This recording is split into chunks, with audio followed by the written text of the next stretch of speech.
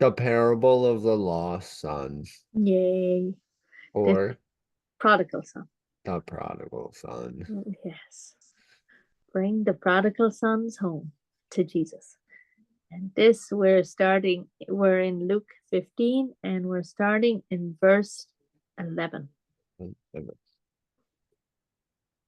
Then he said, This Jesus, Jesus, yes.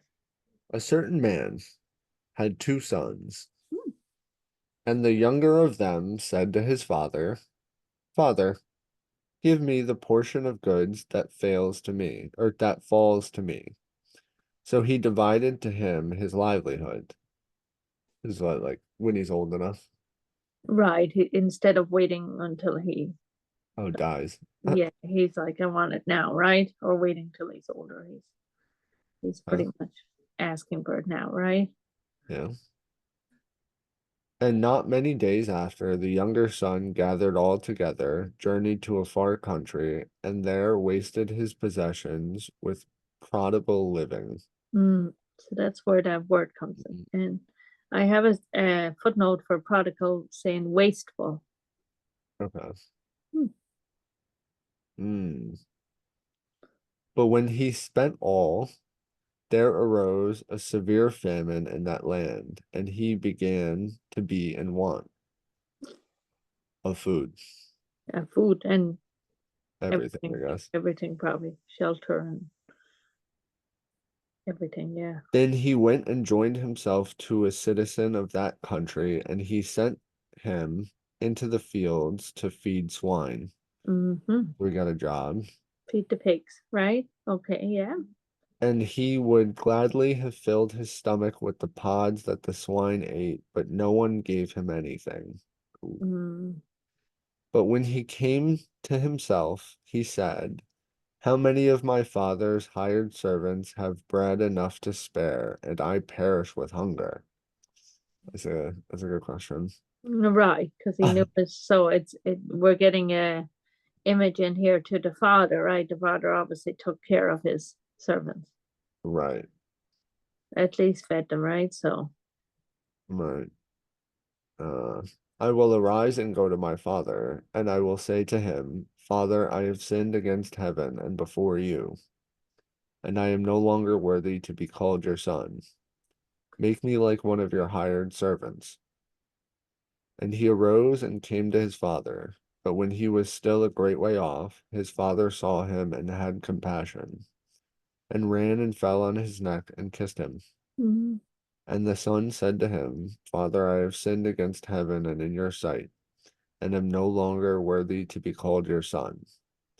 But the father said to his servants, Bring out the best robe and put it on him, and put a ring on his hand and sandals on his feet.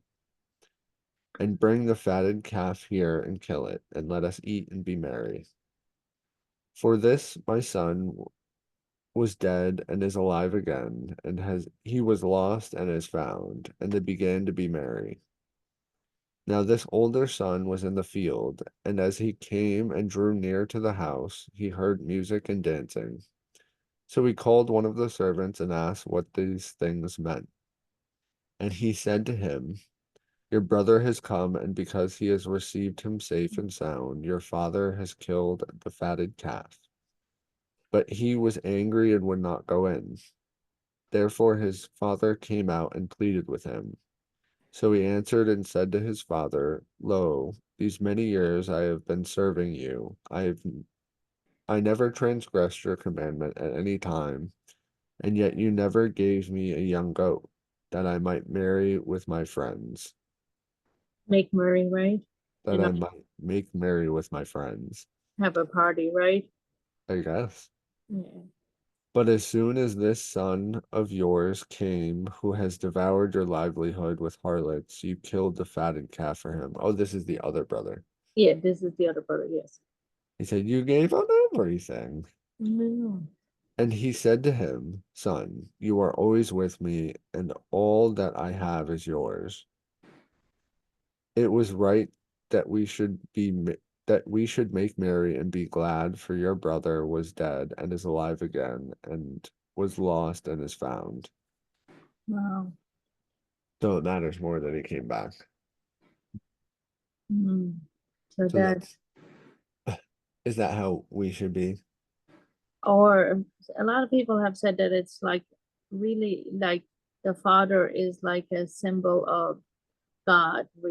When we are sinners, because remember, the whole thing started when the Pharisees were saying that Jesus was receiving sinners and eating with them, and then he's talking about the sinners coming back. So all the parables seem to be connected to the sinner returning to God. Right. So if we think of that part, because Jesus is telling the story to give us a message, is Well, he I think the message is like, don't be like the Pharisees, because the Pharisees are, I don't know, it feels like he's there to help people. He doesn't need to help the people that are good. right? You shouldn't feel left out for that. You're So is it feeling left out because your life isn't that bad.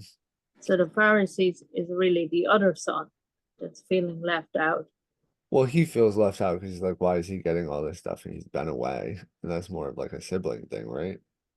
But is that what the Pharisees saying? They're sad that the tax collectors and the sinners are getting so much attention, and they Right. feel At like the end of the they're day. doing the right thing. Right.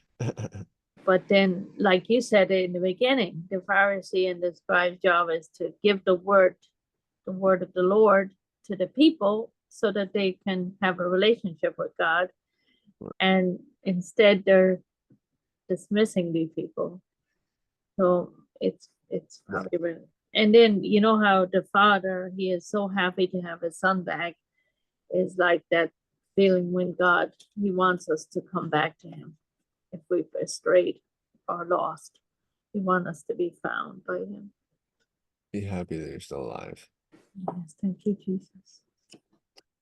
Find some peace in that.